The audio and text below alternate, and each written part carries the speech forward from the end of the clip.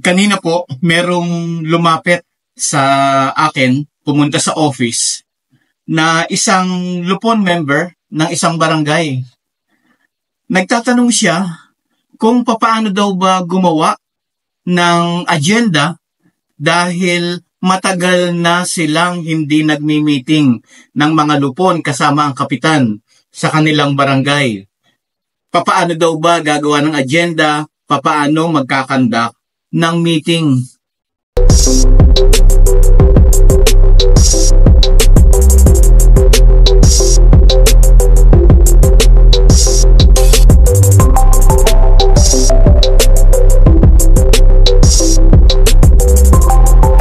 Magandang araw mga kabarangay. Kamusta na po kayo? Yun pong introduction ko na may pumuntan lupon sa office at nagtatanong kung paano daw ba gumawa ng agenda dahil gustong magkaroon ng meeting.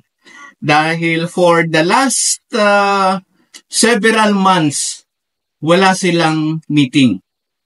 Una pong sinabi ko, unang tinanong ko dun sa lupon na lumapit sa akin, nasaan po ba ang inyong kapitan? Sabi, di nasa barangay. Sabi ko po, ganito yan. Sabi po sa KP Rules, ito pong implementing rules and regulations ng Katarungang Pambarangay Law. Sabi po sa Rule number 3, Section 1, Paragraph D. Ito po yung sinasabi ng batas.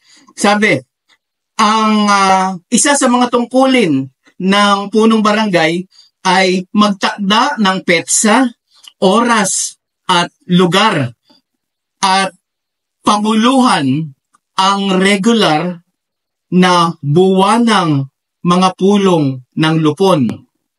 Pangalawa, maghanda ng mga paksa na pag-uusapan sa bawat pulong. So ito po yung tinatanong sa akin ng lupon. Paano daw ba gumawa ng agenda? Ang sabi ko, kapitan po dapat ang gumagawa ng agenda para sa inyong monthly meeting. Ano pa? Sabi po dito, alamin kung nagagampanan ng mga lupon ang mga pang-administratibong pangangasiwa sa pangkat at gumanap ng iba pang mga kapangyarihan, tungkulin at mga gawain na maaaring itakda ng batas o ordinansa. So ayun, binasa ko lang po dun sa Rule 3 ng KP Rules na trabaho po ng kapitan yung magtakda ng petsa, ng meeting ng lupon at gumawa ng agenda. Alam niyo po, matagal ko nang sinabi sa aking mga vlog dito sa Katarungang Pambarangay Channel. At saka po, pag ako'y naimbitahan na mag-conduct ng lectures, ay binabanggit ko po na kahit magagaling ang mga lupon members sa isang barangay, pag hindi interesado ang punong barangay na magpatupad ng barangay justice system ng tama, hindi makukuha ang objective ng Katarungang Barangay Law. At ito mga kabarangay, mga lupon, mga kapitan, nabanggit ko na rin po ito ng madalas. Sabi po, sa isang DOJ opinion o Department of Justice opinion number 262 series of 1982. Ang sabi po doon, the punong barangay is the central figure, ano yun? The most important in the barangay justice system of amicable settlement of dispute. Since the punong barangay occupies a position of authority in the barangay, he is deemed to possess moral influence and moral ascendancy over the barangay members. Yan po ang sabi ng isang opinion galing sa Department of Justice. Ayan, mga kabarangay, ito pong ating mga kapitan, ito pong ating mga punong barangay, ang pangunahin na tauhan sa katarungang pambarangay. Dahil siya ang leader at pangunahing tagapamagitan sa mga naghihidwaan sa komunidad. Meron po akong babanggitin na ilang dahilan kung bakit ang kapitan ang pinaka-importanteng karakter sa katarungang pambarangay. Okay, bilang pinuno ng barangay, ang punong barangay ang namumuno sa pag-areglo ng mga alitan sa pagitan ng mga residente.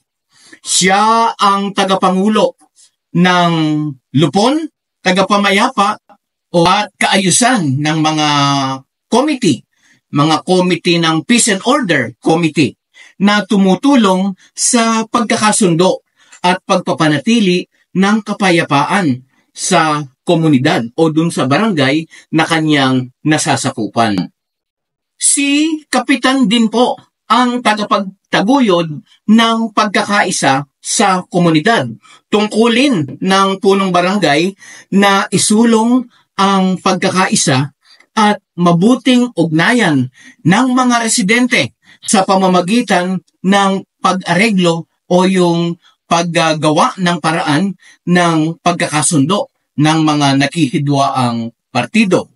Ang lokal na paraang ito na trabaho ni Kapitan ng pag-ayos ay makakatulong para po pigilan yung walang humpay na pagsasampa ng mga kaso sa ating pong mga hukuman. Kaya po ang resulta, nababawasan ang bigat ng trabaho ng mga judges ng ating pong mga korte. Sa katunayan po, kaya si Kapitan ay ibinoto dahil itinuturing ng mga residente ang punong barangay bilang isang pinagkakatiwalaang otoridad sa komunidad, kaya't may kredibilidad ang proseso ng mga resolusyon ng pag-aayos ng mga hidwaan.